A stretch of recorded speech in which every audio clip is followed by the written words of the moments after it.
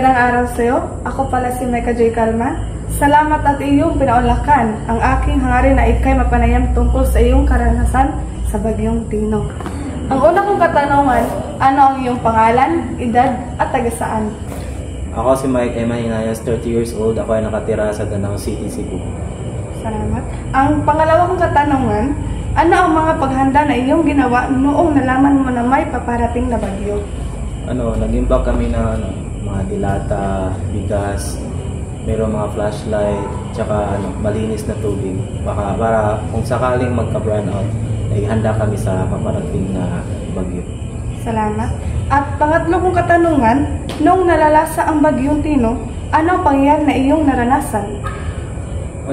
Nagkabaha sa amin, malakas na baha, abot hanggang bewang. Buti at namin yung mga kagamitan namin. Tulad ng ref, TV, na isalba namin sa taas. Salamat.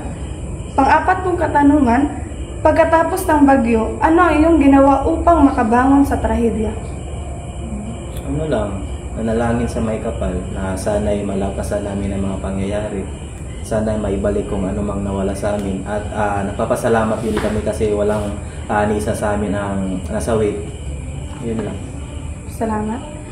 Panglima kong katanungan, mayroon bang tulong na ibigay sa inyo ang gobyerno para sa inyong pagsisimula? Meron naman. Nagpapasalamat din kami sa gobyerno kasi mabilis yung tugon nila sa mga pangangailangan namin. So marami na kami natanggap na galing sa gobyerno at yun nga, pasalamat namin. Mabilis ang kanilang action para matulungan yung mga nasalanta katulad namin. Salamat. At pang-anim, ano ang mensahe ninyo sa mga taong nawalan ng mahal sa buhay at nawalan din ng kanilang bahay? Mensahe ko sa mga nawalan ng mahal sa buhay, nawalan ng bahay, at kung ano man, manalig lang kayo sa may kapal. Lagi tayong magdasal na sana'y ibalik sa puwang may kapal yung anumang nawalan natin.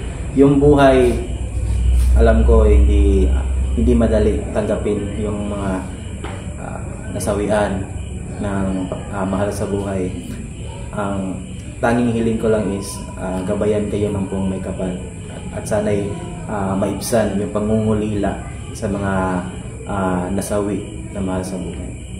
Salamat. Ang panghuli kong katanungan, ano ang aral na iyong nakuha pagkatapos ng bagyo?